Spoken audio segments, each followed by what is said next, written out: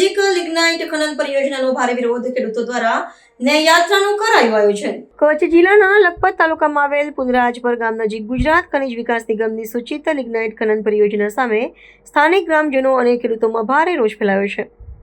ઔદ્યોગિક પ્રકલ્પના વિરોધમાં અસરગ્રસ્ત ખેડૂતો દ્વારા એક વિશાળ ન્યાય યાત્રા યોજવામાં આવી હતી।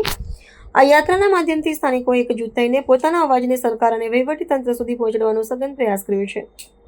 આ વિરોધ પ્રદર્શનનું મુખ્ય કારણ પરિયોજનાથી ખેતીલાયક જમીન અને સ્થાનિક પર્યાવરણને થનારું વ્યાપક નુકસાન છે।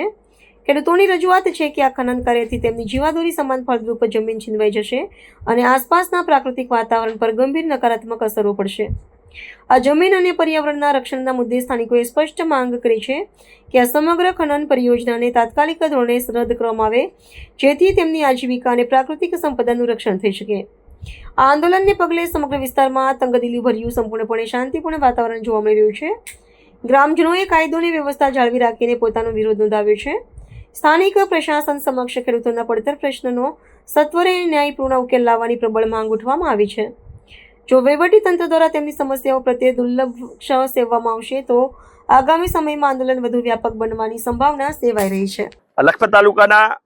અતિ આંતરરાષ્ટ્રીય અતિ સંવેદનશીલ સરહદ ધરાવતા પ્રથમ ગામ, જેમાં દેશના વડાપ્રધાન આદરણીય મોદી સાહેબે જે અંતિમ ગામને પ્રથમ ગામ ગણી અને જે રીતે ડેવલપમેન્ટ કરી છે તે રીતે અત્યારે આ વિસ્તારની અંદર જમીનની અંદર ફળદ્રુપ જમીન છે, પણ છતાં પણ બે ખનીજો, મુખ્ય ખનીજો જે લાઇમસ્ટોન અને લિગ્નાઇટ, જે બેની પોલિસીઓ છે એ બંને કોન્ફ્લિક્ટ થાય છે। કારણ કે લાઇમસ્ટોનની પોલિસી જીએમડીસી પાસે નથી અને જે લિગ્નાઇટની પોલિસી જીએમડીસી પાસે છે, એ નિગમ છે। એમણે જે રીતે ભૂતકાળમાં એમણે આપણે જોઈ શકીએ 1995માં પણ એમણે સંપાદન કરેલું જમીનો અત્યાર સુધી પણ ખેડૂતોને ખેતી વિહોણા કરી અને 1995માં સંપાદન કરેલી જમીનો માત્ર 2000 રૂપિયાના એકરના ભાવે સંપાદનો કરી, પણ અત્યારે ધારેસી અને અક્રી રીતે જે રીતે લોકોએ માઇગ્રેશન કર્યું,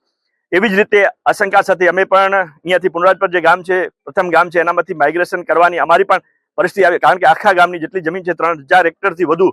જમીન સંપાદન કરવા માટે જીએમડીસી નોટિફિકેશન જાહેર કર્યું છે અને એને જે આગામી જે પ્રકલ્પ છે એના પ્રોજેક્ટમાં સરકારશ્રીને ગેરમાર્ગે દોરી જીએમડીસીના જે અધિકારીઓ છે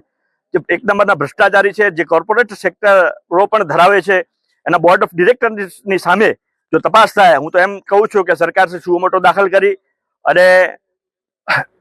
ક્રાઇમ બ્રાન્ચને પણ આની જો તપાસ સોંપવામાં આવે ને એના જો અધિકારીઓ વિરુદ્ધ તપાસ કરવામાં આવે તો ઘણા બધા મસમોટા કૌભાંડો બહાર આવી શકે એમ છે। આ વિસ્તારની અંદર આત્મનિર્ભર ગામ જે સમગ્ર ભારત વર્ષ માટે રોલ મોડલ છે, કારણ કે તેમણે કોઈ ભૂગર્ભમાં પાણી નથી, કૂવો કે બોર નથી, છતાં પણ તળાવોનું નિર્માણ કરી વરસાદી પાણીનો સંગ્રહ કરી આખા ગામની અંદર 100 જમીનને વર્ષની અંદર 3 સિઝનો જ્યારે પાક લેતા હોય છે, આવી ફળદ્રુપ જમીનો જેમાં આપણે કહી શકીએ કે અતિશક્તિ નથી, કદાચ માથા વાવીએ તો માથા ઉગે, એવી ફળદ્રુપ જમીનોને બચાવવા માટે અમારો એક પ્રયાસ છે કે આવી જે ખેતીની જમીનો છે એ બચી શકે અને બીજી જે સરકારી પડતર જમીનો છે જે કામની નથી એવી અને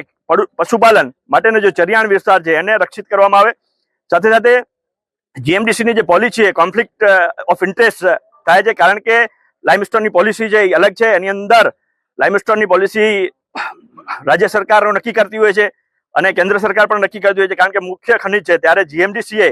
સરકારને પણ ગેરમાર્ગે દોરી ઉત્ખનનની અંદર જે ઓવરબર્ડનની અંદર લાઇમસ્ટોન છે એમાં અત્યારે જે આપણે અમારા ગામની બાજુમાં મુંદવાઈમાં 4 બ્લોક થયા, એના અંદર 16000 કરોડ જેવા બ્લોકમાં ઓક્શનમાં જયારે ગયા ત્યારે 16000 કરોડ જેવી માતબર રકમ સરકારશ્રીને મળી છે। તો 3000 હેક્ટરમાં આપણે કહી શકીએ લાખો કરોડ રૂપિયા સરકારના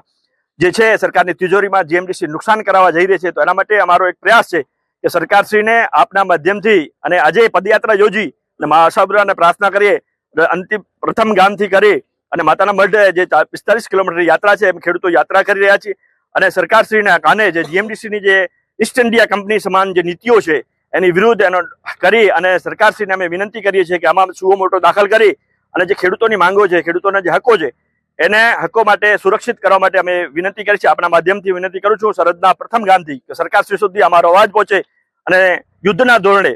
સુઓ મોટો સરકારશ્રી દાખલ કરી અને આ વિસ્તારના ખેડૂતોને ન્યાય અપાવે એના માટે અત્યારે અમે પદયાત્રા યોજી છે।